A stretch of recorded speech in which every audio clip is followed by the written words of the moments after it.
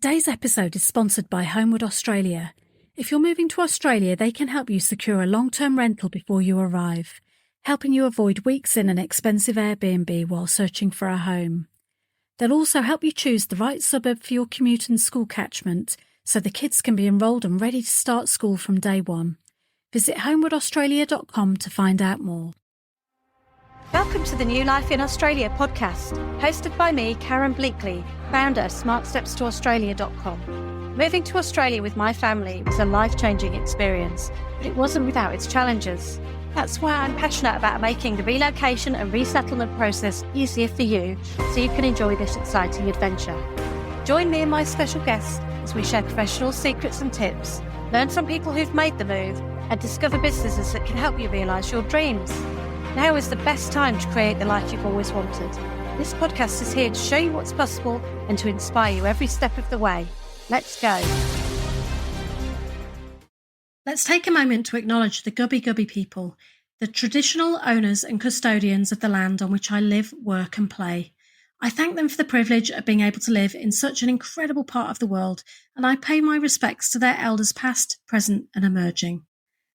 Hey there, welcome to this week's episode of the New Life in Australia podcast. I'm your podcast host, Karen Bleakley, and in this week's episode, I've been chatting to Suja from Homeward Australia.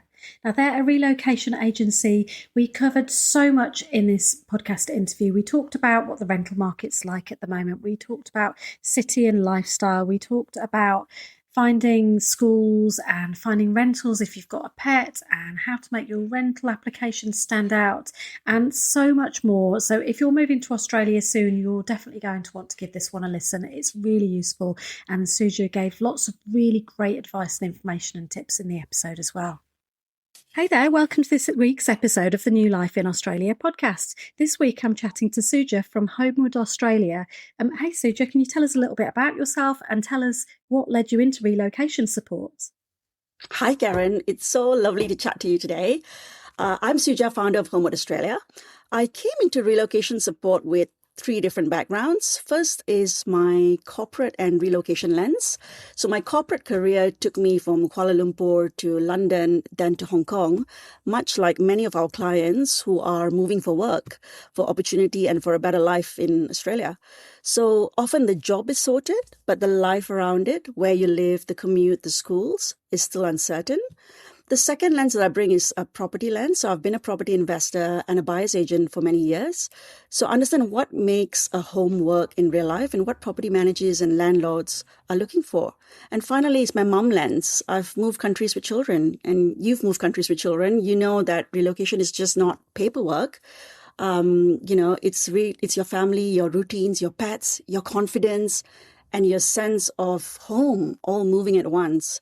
So Homeward comes from all 3, understanding corporate work moves, understanding property, and understanding what it's really like to move a family across countries. No, it definitely adds an extra layer of complication when you're moving with kids, yes. Because we considered moving before we had kids, and it felt like a really easy, relaxed thing to just, we'll just move country.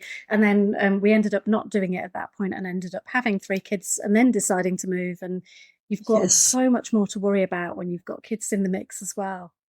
Absolutely, and I'll share a story, and you'll hear why it's so complex with kids. Looking forward to it. So, what gap did you see in the market really that made you want to create Homeward Australia? And I guess at that point as well, it's really good for you to just describe what your service is for somebody who's hearing about it for the first time, so we can kind of get a feel of what it is that you do.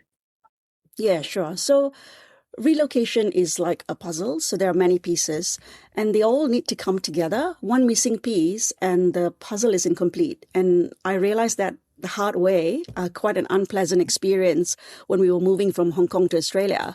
So we arrived at Hong Kong airport, myself, my husband, and our 2 kids, with our whole life in suitcases. And at the check-in counter, the attendant looked at our passports and said very calmly, 3 of you are fine to board, but the baby, she doesn't have a visa. And we were shocked. She was born in Australia. She's an Australian citizen, but she was traveling on a British passport because we had not had the time to get her Australian passport after she was born. So the airline could not issue her a boarding pass without the right visa or travel authorities linked to their passports. So they just said to us, you could apply for an e-visa now through the app, and it will take an hour. but the app needed a passport photo. And so there we were sitting on the airport floor trying to take a passport photo of an 8-month-old baby, trying to get it to look straight at the camera, not blink and not cry. And it must have taken us 40 minutes and we still didn't have a photo, Karen. I was crying on the floor. All I could think of was we have sold our things, left our home, packed our lives into suitcases, and now one missing detail and we cannot board. So I've never forgotten that feeling of helplessness sitting on the airport floor. I've thought about it many times. How did I miss something so important? But I was spinning too many plates. Can I just stop you there and ask, did it work out? Did you get on the plane? Did you get on that flight? I did. It was someone very kind and we did. But that was a long time, an hour of sitting on the floor. And yeah, I've never forgotten that feeling. So I just needed someone to help me free up my mental space. There's too many things going on when you're moving. And that is the gap that Homeward was created to fill. We give families the trusted on-the-ground support, so they're not trying to do everything alone. We want to free up that mental space so that you're doing things that only you can do, like looking for a job. Things like finding a rental. We are here, we are on the ground, and we can help you with that. So delegate as much as you can, I think, with relocation. And I think when you're a parent as well and you're moving, especially with you with really little kids, I mean, we had 3 under 5 when we moved, so it was total chaos. You have a million parenting things on your brain anyway, without all of the extra stuff. Yeah, we've had to sell our things. You're figuring out cars, you're figuring out, cleaning up your rental property, letting go your keys, just so many things. And it's inevitable, really, that you forget something. Yeah. So it's really just about taking that weight off your shoulders. Now, absolutely. I know that you started off operating in Melbourne and finding people rentals in Melbourne, but what other cities now have you expanded into? So we're doing Sydney and Brisbane and Geelong. So we've now got 7 people that are helping us with viewing properties and helping with application in those cities. And we cover most of the areas, but not all the areas, because that's still a thin number for those cities, especially Sydney, because it's really, really big. Right. Yeah. And so what is it you think that you do differently or particularly well? Because there's obviously a lot of relocation services out there. What makes you stand out? I think we bring a data-driven approach. I think that's quite unusual for a relocation firm. And that's really my background, finance, buyer's agency. So we don't look at suburbs as a whole. We dig into the street level analysis, night safety, homelessness, local crime patterns. So we know all of that before we view a property. Australia has a very large place and people don't appreciate that when they think about a suburb. So really each street is different. One pocket is different from another. And if you're choosing a home from overseas, you deserve to know that it's different. But data is only one part of it. I think the second thing is that we are migrants ourselves. And that really shapes the way Homeward works. We understand what a family is looking for. They're not just choosing a rental. They're choosing where the children might go to school, where they might build a community, where they might eventually buy. That's really important. They don't want to move many times, where they might eventually buy and whether they can put down roots. So where they can live, grow, and thrive. So we combine the hard data with the human eye, what we see in inspections, what the street feels like, what the layout works, whether the homes make sense for family life. That combination, street level data and migrant experience, gives our Homeward families a strong start. Yeah, and it is a lot of pressure to try to figure out where you want to live when you're just moving from another country and you don't know. So it really does help to have somebody who knows the area, like you say, with the data and also the personal experience of the area as well, just to give you that confidence that you're moving to the right area, somewhere that you can settle down and put down roots. Absolutely. Yeah. I mean, it's confusing even for people who are in Australia. So So I know that the media is talking all the time about how difficult it is to secure a rental in Australia. Is it really that difficult? And do you find that certain price points are more competitive or certain locations? How does it really look for you on the ground? yeah, it's genuinely difficult, especially if you're applying from overseas, but it's not equally difficult everywhere. So that's not a fair statement that it's difficult everywhere. The level of competition varies by city, suburb, price point, property types. One-bedroom apartment in one area is very different from a 4-bedroom family home in a sought-after school pocket. So I would say one tip is to search for vacancy rates online. That gives you a very clear indicator of how tight the rental supply is. For instance, if we look at Sydney, a suburb like Parramatta, we're looking at 2.5% rental vacancy, which is competitive. However, a beachside suburb like Manly, we're looking at under 1%, which is a severe shortage. So you can imagine how much harder it is to look for a property in Manly compared to Parramatta.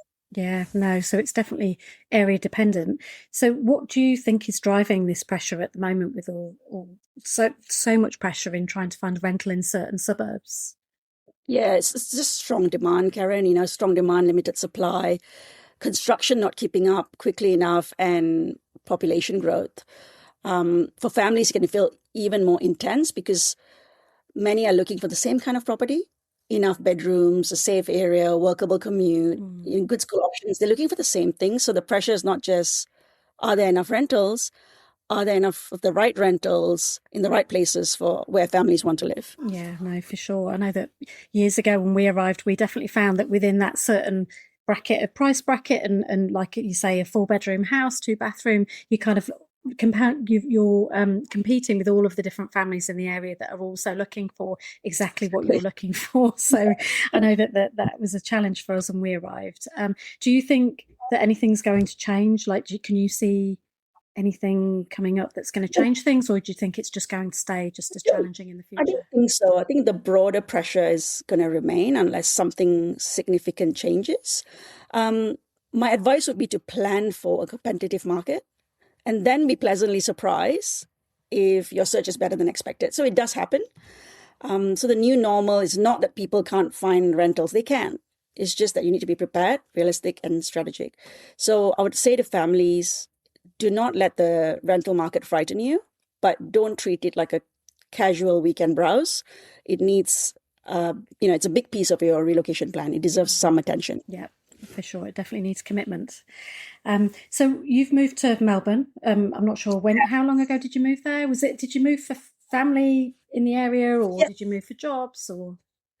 I moved to be with my family. So my mum had moved to Australia and my brother lives in Australia. And so we said, my husband and I said, if we have kids, we would move from Hong Kong to Australia. So we had kids and we decided to take up our PR and move to Melbourne. Okay. So what's your experience of living in Melbourne like as a new arrival? Like, you're a migrant yourself. Like, how do you find living there? Yeah, I mean, I've lived in quite a few places. So I do love Melbourne, especially for children. So there's so much to do. You have the food, the coffee, the culture, the jobs, the sport, and the city energy. But you also have very local neighborhoods, parks, libraries, lots of cafes. And did I mention the food? The multicultural food is... Lots of food. Food and coffee, very important in Melbourne. Yeah. So people joke about the 4 seasons in one day. And yes, you can leave the house in sunshine and return in, a small weather event, but it's nothing like the UK, which is colder and wetter. And I love the seasons. So we head to the beach in summer with the kids and snow in winter. So that's really nice. My kids were just talking the other day. They were saying, do you know what we really wish? That we could have the weather that we have most of the time, but we could have snow in Brisbane as well. Yeah, and I said, well, maybe you need to move to Melbourne, and then you kind of do get a bit of variety with the seasons, but without that long grey 10 months of the year we used to get in England. You love the heat, right? Yeah. So you're in the right place. Yeah. Or just fly to the snow for the weekend. That's probably the best solution. This episode is brought to you by Homeward Australia. If you're moving to Australia, they can help you secure a long-term rental before you arrive, so you're not spending weeks in an expensive Airbnb while trying to find a home. They'll also help you work out which suburbs genuinely suit your family, looking at things like commute times, lifestyle and school catchments. And because you'll already have an address, you can enrol the kids in their local school and have them ready to start from day one. Homeward Australia can even accept deliveries and help arrange furniture rental, so your new home is ready for you when you arrive. Instead of trying to organise everything from overseas, head to homewardaustralia.com and see how they can make your move a whole lot easier. So what are the best sort of standout suburbs in Melbourne for families? Yeah, I'm always really wary of answering that question. But truly, there's a patch for everyone in Melbourne. I guess if you want inner city, creative, walkable, cafe and live music feel, the inner north is probably one of the best fits. Places like Fitzroy, Carlton, Brunswick, Northcote, Thornbury has a bit of that London inner suburb energy, not exactly London, but that mix of pubs, music, cafes, restaurants, students, creatives, and lots of multicultural food. So some of the pubs even feel quite London style, which is actually really rare in Australia. So in many ways, it's Australia, but not Australia as many would imagine it. But those areas are not for everyone. Some families want bigger homes, quieter streets, school zones, beaches. That is why I always say the better question is not what is the best suburb, but is what's the best suburb that fits you and what you need in this stage of your life. Yeah. And I know I was just thinking, if somebody asked me what's the best suburb in Brisbane, I've got no idea. I couldn't really say. Brisbane's huge. There's a lot of Brisbane that I've never even explored, like outer suburbs and even inner suburbs that I don't know. And whether you want that walking into the shops and the restaurants and the cafes, or whether you want to be somewhere further out where you've got more open space and parklands and things, there's definitely different kind of lifestyle. It's constantly a difficult decision. Yeah, it's a difficult decision. Yeah, but now I'm going to put you on the spot. If you had to pick one place other than Melbourne that you were going to live in Australia, which would you choose? Which place would you go? Karen, I actually lived in the northern beaches in Sydney for a very short time, and it's a very special place. And it's coastal, it's village-like, outdoorsy, but really still connected to Sydney. So places like Manly, Freshwater, Dee Why, Warriewood, they have that sense of daily life that can happen close to the water. It's not the right fit for everyone. Budget, commute, and lifestyle all matter. But if you're talking about that feeling and beauty of a place, for me, it's the northern beaches. Yeah, no, it's a great question. I'm looking forward to asking more people this question, just to hear different people's kind of opinions. It's going to be interesting. Right, so if somebody was looking at sort of talking to you, what does the process look like of using your relocation services? Like, where does it go from sending you kind of an inquiry email? And I know you've got different tiers of support packages that you offer. How does that all work? Yeah, so we start the process with a free consult.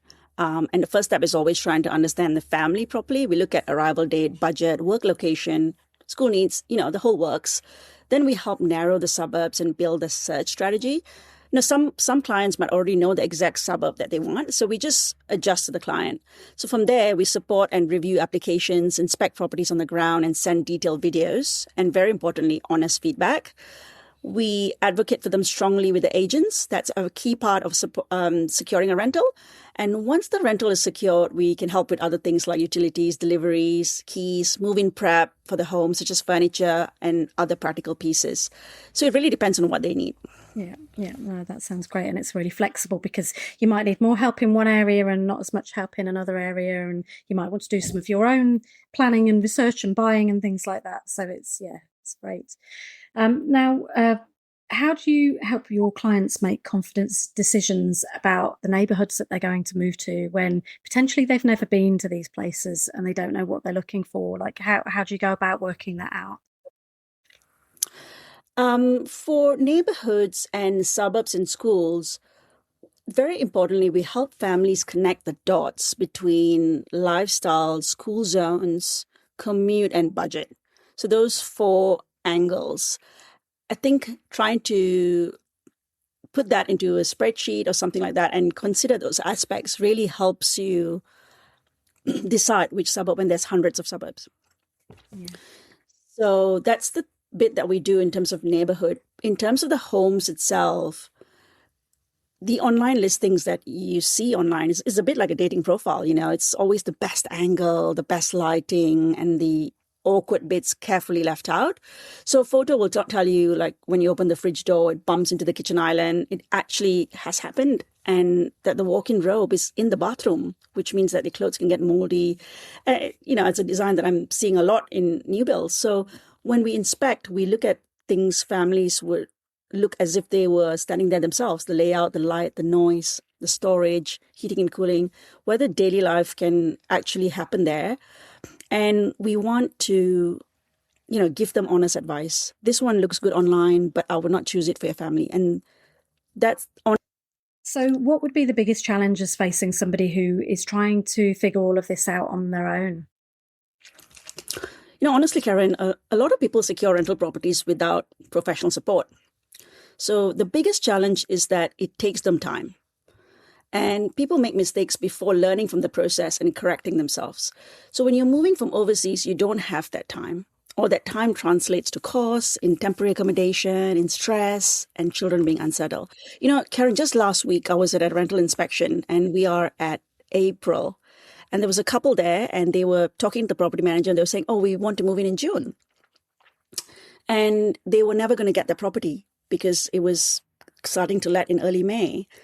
And they would have done that a few times before they learned from that experience that they need to go closer to the date, or they need to offer to move in earlier. So that's a learning process for them, and they would have spent time doing that on the ground, and they are on the ground. So there is that trial and error. It's a bit like playing a new sport. You need some time to learn the rules. Professional support helps you because we know the rules, we know the timing, we know the local context, so we can help you settle faster. But like I said, people secure rental properties every day without professional support. Yeah. And so when it comes to putting in your rental applications, what does a strong rental application actually look like from the property manager's point of view? So what can people be putting into their rental applications to give them the strongest chance of being selected? Look, the property manager is asking some questions there. Can I confidently recommend this person to the landlord? Can they afford the rent? That's usually 30% of your net income. Will they look after the home? Do they have good rental references from previous landlords? Are the documents complete? Are there any gaps I need to worry about? So the property manager is asking all these questions, and our job is to present an application that's clear, complete, and low risk. So small details matter because property managers are really busy. So clean document names, clear income evidence, strong references, good cover note, and everything needs to be done correctly the first time because they don't have the time to chase you. So the strongest application makes it easy for the property manager to just say yes. Yeah. So in terms of mistakes that people are making, it's not putting in a fully thought out application. Yeah, lots of the biggest mistakes I see is not getting rental references and not getting employment references on time. So not chasing that, assuming that references have been provided, or that the property manager would chase up for that reference. Mm-hmm. Yeah. And so how do you go about helping your clients' applications stand out from the crowd? We organize the stories, strengthen the supporting documents, explain overseas circumstances clearly, present pets properly if needed, and very importantly, we communicate with the agents. There's a lot of phoning the agents, as they are really difficult to get through. So we phone them a lot. We try to get to the agents. That's absolutely key. We also help clients choose properties where they have a realistic chance. So rather than just burning energy on applications that are unlikely to succeed. So when it comes to choosing a relocation agency, I know it can sometimes be challenging because there's a lot of agents out there. What can people be looking for? They should look for local capability, honesty, and alignment. So that means the agency can actually inspect, advise, and understand the market on the ground. Honesty means they will tell you if your budget, your timeline, your suburb needs adjusting. And alignment means you can see yourself working together, and the process and the fee structure shows that they care about the outcome, not just the sale. So some practical questions you can ask is, do they inspect in person? Do they provide videos? Do they help with the applications? Do they understand school zones? Do they have property knowledge? What happens if they do not secure a rental? What is included? What is not? So a good relocation agency should be able to answer all these questions, reduce your uncertainty. That's why they're there, not add another layer of confusion. Is relocation support useful in all situations? I know you said that people can find their rental property themselves and do their application. Sort of whose circumstances does it suit the most, really, to get relocation support? If someone is single, flexible, has friends and family to stay with, understands the local market, and has plenty of time, they may only need light support or no support at all. But it makes a big difference where their children, pets, school zones, tight arrival dates, no Australian rental history, a job starting soon after arrival, or a limited budget for temporary accommodation. So the more plates you're trying to juggle, the more valuable it becomes to have someone helping you on the ground. It takes time, as I mentioned before. So relocation support is not about whether people are capable. It's about reducing risk at a time that's high pressure for families. Yeah. And we just talked about what people should be looking for in a relocation agency. But what things can people be checking up front before committing to a relocation service? What due diligence should you be doing before you hand over your money to somebody? I would say check Google reviews, go onto Facebook groups and ask if anybody else have used them before. And also, you might want to see if they have local property knowledge. And that makes a big difference. Having worked in the property industry in Australia means that they understand the local laws, they have contacts with property managers, etc. So we often see, it's a low barrier entry business, and we often see wrong advice being given online. Something like offering above asking rent. In Victoria, for instance, that's not allowed. So legally, that's not allowed. But you have relocation consultants advising that in Facebook groups. And so you know that they do not have knowledge of the rental market. Yeah. So you moved to Australia with young kids. I moved to Australia with young kids. I know how challenging it all is. And when you're working with families, how is it that you go about understanding their rental search and what their needs are? Yeah, Karen, that's such a good question, because lots of families don't know themselves. And, we ask a lot of questions. Will the kids be going to childcare or school? Who will be doing the school drop-offs? Will you have 1 or 2 cars? Does work have parking? Most people haven't actually considered that. And lots of work do not provide parking in Australia. Are both partners going to be working? Does the family need public transport? Is an hour travel time okay? Is it acceptable? Will they be okay with public transport switches, so switching between a train and a tram? So a lot of people moving don't realize how vast Australia is. So logistics is really important. So we ask all these questions. And that tells me much more than a wish list of 4 bedrooms and 2 bathrooms. So once we have all the answers, we finalize the brief over email and make sure everyone understands the brief. Yeah. And for things like schools, how do you approach that? Is it that you know all of the schools in the areas because you've been to different school tours? Or if a client came to you and they were interested in a particular school, would you go and tour that school, or would you use your background research? How would you approach all of that? Yeah, we use a little bit of local knowledge. We do research as well. And we research both using data and using community forums to understand people's experience of that schools. So I think that summarizes our approach in a lot of things, using data and then using community forums, people's experience. We do tour schools. However, school tours in Australia are very limited in timing. So they only open somewhere for public schools. They open somewhere for primary. They open somewhere between February and April or May. So school tours are something that needs advanced planning, but we do certainly offer them for families that want us to tour the schools and give them a brief on the schools. But otherwise, we approach it as part of the relocation plan. And we make sure that they are aware about the schools if they're moving with children, and they're happy with the locally zoned school.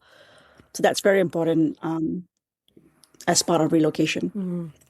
And if you were moving with a pet as well, how much more tricky is it to find a rental if you're moving with, say, a dog or cats or an animal? Is it a lot harder? Is there anything that you can do to help improve your chances of getting a rental if you're moving with a pet? Yeah, so pets can make it harder because they do narrow the options, but they do not make it impossible. The challenge is not only the rental, of course. There's also issues with temporary accommodation, Airbnbs, hotels. All those become much more limited with pets. What helps is planning early, being realistic about the property type. So something with a garden, for instance, would have a higher chance than an apartment. Preparing a proper pet profile, making sure all the details of how you're looking after your pet is in the profile, including references where possible. For instance, a vet reference or something like that to show that you are looking after your pet. And yes, I said before, targeting the right homes where the pet is more likely to be accepted. I often say pets it narrows the doorway, but it doesn't close the doorway. You can still get through. Yeah, oh, that's good to know. And now, just coming to the end of the interview now, but you've obviously launched your business, you've expanded beyond Melbourne. What comes next for Homeward Australia? So we want to keep building Homeward as the relocation partners, families trust before they land in Australia. That means expanding carefully, strengthening our local networks, our property manager networks, deepening our suburb and school resources, supporting families not only through the first rental, but any other longer-term settlement journey help that they need. So we want to keep working with families who might otherwise fall through the cracks, including those, we do some pro bono work. So the heart of Homeward Australia will not change. We help families juggle the plates when they're moving. We want families to arrive feeling held, not overwhelmed. Yeah. Now, I realise this question's going to just sort of hit you quite a difficult decision to make here. But the question is, what tips do you have for someone planning their move to Australia? But what I forgot to put was that I normally just ask for what's your one top tip. And I'm sure you've kind of thought of lots and lots of tips here for the answer to this question. But can you narrow down what your one top tip would be for someone who's planning their move to Australia? I think start earlier than you think. And I'd like to say, we are a rental search service, but my biggest tip is really finding a job. And that is a really important part of your move to Australia. And, that is something that you cannot delegate.